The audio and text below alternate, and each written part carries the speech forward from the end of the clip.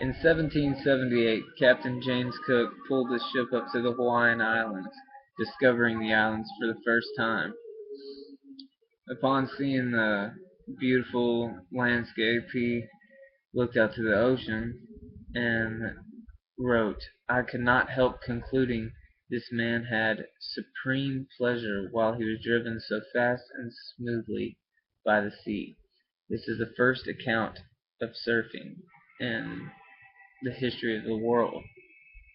It was the great start to wonderful sport and a lifestyle for years to come." The first actual surfers were probably a lot longer before that. Some say 3,000 years ago there was fishermen. The Peruvian fishermen were uh, they just thought it was a lot more convenient to ride the waves back in after they had caught a lot of fish to get their fish back to the mainland. So they just ride the waves back in. And this was a form of surfing. There's no written accounts of it. But it probably happened. I mean, more than likely it did happen. But the real start was in Hawaii. That's where it all began. Uh, Back when Captain James Cook was there, he wrote about the royalties surfing too. There was the kings and all of the royalties. They would surf to show that they were better than the commoners uh, because they had the big boards. They had the 18 to 25-foot boards. Everybody else just had the 16-foot boards. But and this went on for a while, but after a while the Calvinists came and they spread religion to Hawaii, and they thought that surfing was of the devil, so they banned surfing, and it pretty much wiped it out. It was almost extinct, besides a few natives that did it, and a book that Mark Twain had written called "Roughing It" um, kept it alive a little bit, but besides that, it was dead. The resurrection came in 1900, 1905. The original Waikiki Beach Boys, George Freeth and Duke Kahanamoku, they were the two OGs that started brought surfing to the world. Uh, Written about by Jack London. George Freeth was a celebrity because after Jack London had written about him, everybody in the mainland heard of him, and so they heard of surfing and they heard of him and how cool it was, so they wanted to do it too, and got popularized this way. And then he went out to California and he showed the people there all about surfing. He became known as the man who could walk on water.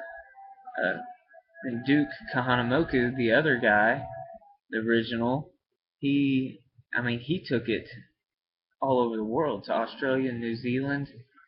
But he was an icon at the time. In 1912, he won multiple gold medals for the U.S. Olympic team, swimming, and but surfing was his lifestyle, and he brought surfing, like I said, to Australia and New Zealand, all over the place.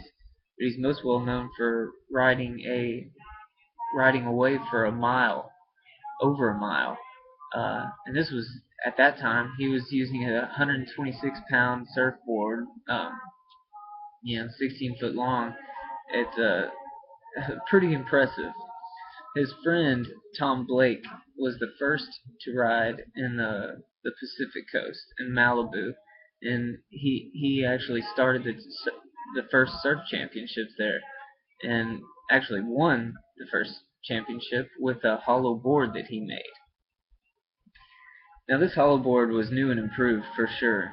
It was faster and a lot lighter, but that, like all the other boards, was slow. All the other boards were, either made out of pine, redwood, or balsa wood, but they were all solid. And then even with the hollow one, they were still just flat and straight. And once you got into larger waves, it was hard to control. There was no really control. You were just hoping to go flat. And then 1937, some locals cut a V into the tail, and that was a game changer. Then you could grip the wave a little bit better, and it led to more and more uh, tweaks of the boards. And after World War II, a lot of people started getting into researching materials, and they found out about the fiberglass resin, and boards just began to get better and better, especially because there was a bunch of leisure time after the war, so people were hanging out at the beach a lot, and so a lot of people surfed. There's a lot more people surfing, a lot more boards being made because people were getting competitive, wanted to be better than everybody else, and it got really popular. But I mean, not even close to what it is today in terms of numbers wise.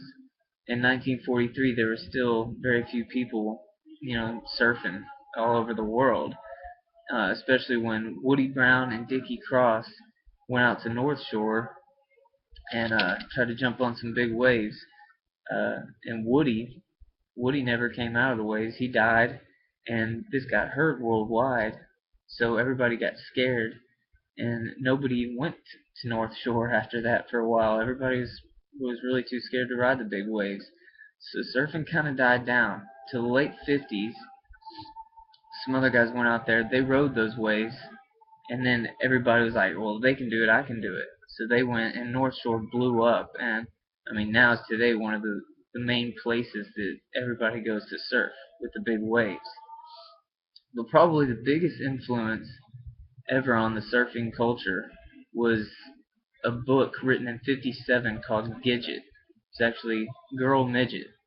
It was about a girl who had a surfing lifestyle, and just all about the surfing culture and what it is.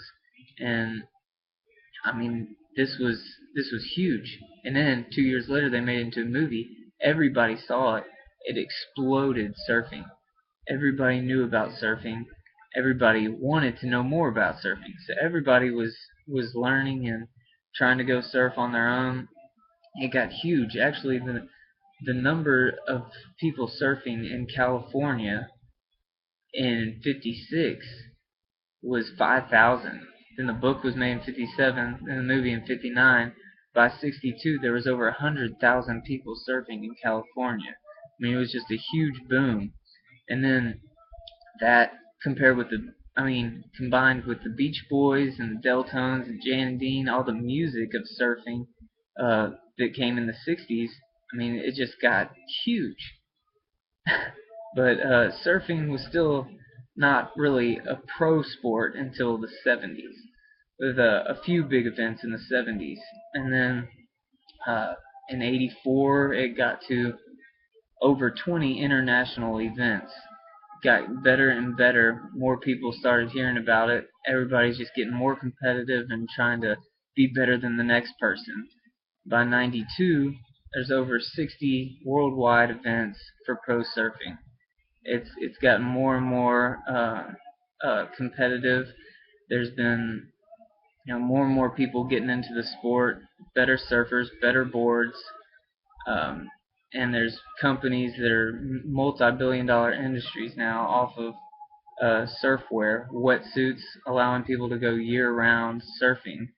If you go out to Hawaii or California anytime, you're pretty much guaranteed to see somebody out there walking up to the water or sitting out in the water with a surfboard, just ready to catch a wave.